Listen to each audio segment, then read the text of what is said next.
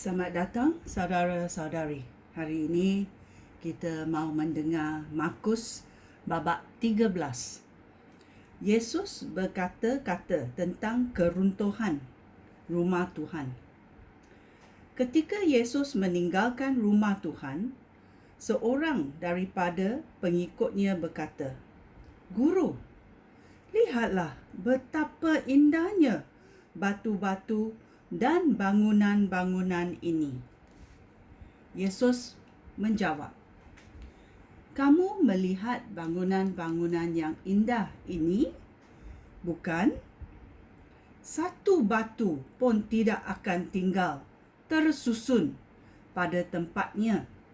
Semuanya akan dirobohkan." Kesusahan dan penganiayaan. Ayat 3. Kemudian Yesus pergi ke Bukit Zaitun, lalu duduk di tempat yang berhadapan dengan rumah Tuhan. Petrus, Yakobus, Yohanes, dan Andreas datang kepadanya. Mereka berkata kepada Yesus, "Guru, beritahulah kami, bilakah semua perkara ini akan berlaku?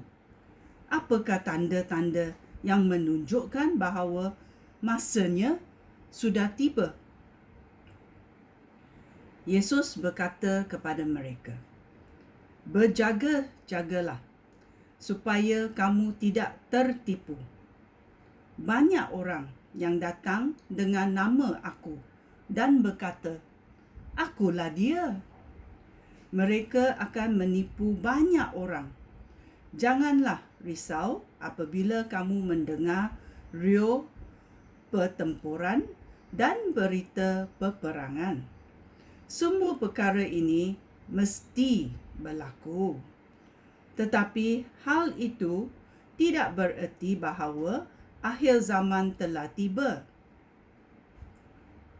Satu bangsa akan berperang melawan bangsa yang lain. Sebuah kerajaan akan menyerang kerajaan yang lain. Di mana sahaja akan berlaku gempa bumi dan kebuluran. Semua ini hanya permulaan, sama seperti sakit yang dialami wanita yang akan bersalin. Kamu sendiri mesti berhati-hati. Kamu akan ditangkap dan dibawa ke mahkamah. Kamu akan dipukul di rumah ibadat. Kamu akan dihadapankan kepada penguasa dan raja kerana kamu pengikut aku. Lalu kamu akan mengkabarkan berita baik daripada Allah kepada mereka. Berita baik itu mesti dikabarkan terlebih dahulu kepada semua bangsa. Apabila kamu ditangkap dan dibawa ke mahkamah, janganlah khawatir tentang apa yang harus kamu katakan. Apabila tiba masanya, katakanlah apa yang diberitahu kepada kamu pada waktu itu. Kata-kata yang kamu ucapkan itu bukan kata-kata kamu sendiri, tetapi datang daripada Roh Kudus Allah. Orang akan mengkhianati saudara sendiri supaya dibunuh. Bapa juga akan berbuat demikian terhadap anak-anak. Anak-anak akan melawan ibu bapa dan menyerahkan mereka supaya dibunuh. Semua orang akan membenci kamu kerana kamu pengikut aku. Tetapi orang yang bertahan sehingga akhir akan diselamatkan. Tetapi orang yang bertahan sehingga akhirnya akan diselamatkan.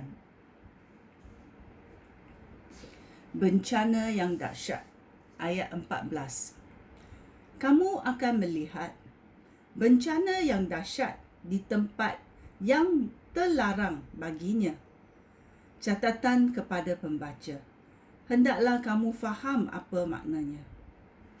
Pada waktu itu, mereka yang di Yudea mesti lari ke pegunungan.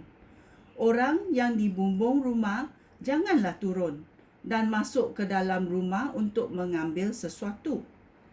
Orang yang di ladang janganlah balik untuk mengambil jubah. Alangkah dahsyatnya masa itu bagi wanita yang mengandung dan ibu yang menyusui bayi. Berdoalah. Berdoalah kepada Allah supaya perkara-perkara ini tidak berlaku pada musim sejuk. Pada masa itu akan timbul suatu kesusahan yang belum pernah berlaku sejak Allah menjadikan dunia hingga sekarang. Perkara itu pun tidak akan berlaku lagi.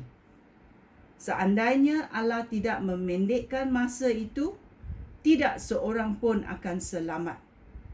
Tetapi kerana umatnya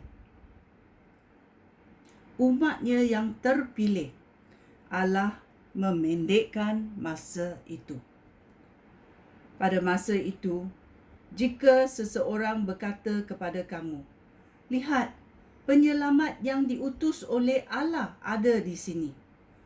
Atau, lihat, dia di situ. Janganlah percaya kepada orang itu. Penyelamat palsu dan nabi palsu akan datang.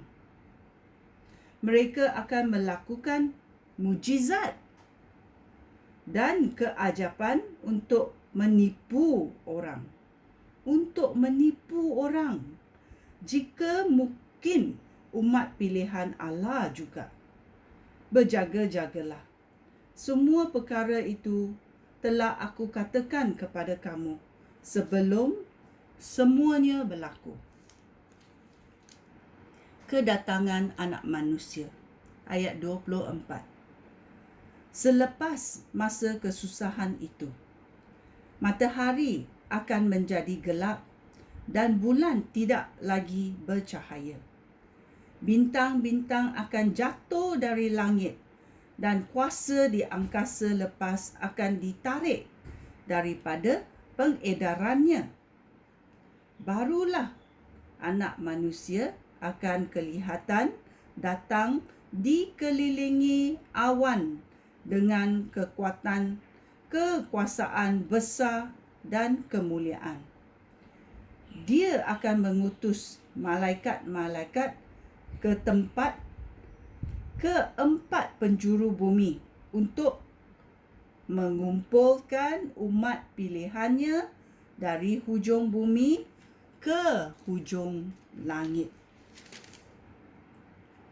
Ini adalah rapture yang kita cakap. Tuhan akan bila dia cakap, dia akan mengutus malaikat-malaikat ke empat penjuru bumi untuk mengumpulkan umat pilihannya dari hujung bumi ke hujung langit. Kita menunggu perkara ini berlaku. Okey, ini adalah perkara yang akan berlaku. Okey. Pelajaran daripada pokok ara. Ayat 28. Biarlah pokok ara memberikan pelajaran kepada kamu. Apabila dahan-dahannya hijau, lembut dan mula bertunas, kamu tahu bahawa musim panas sudah dekat. Demikian juga apabila kamu melihat perkara-perkara ini berlaku. Kamu tahu bahawa waktunya sudah dekat dan akan bermula dengan segera.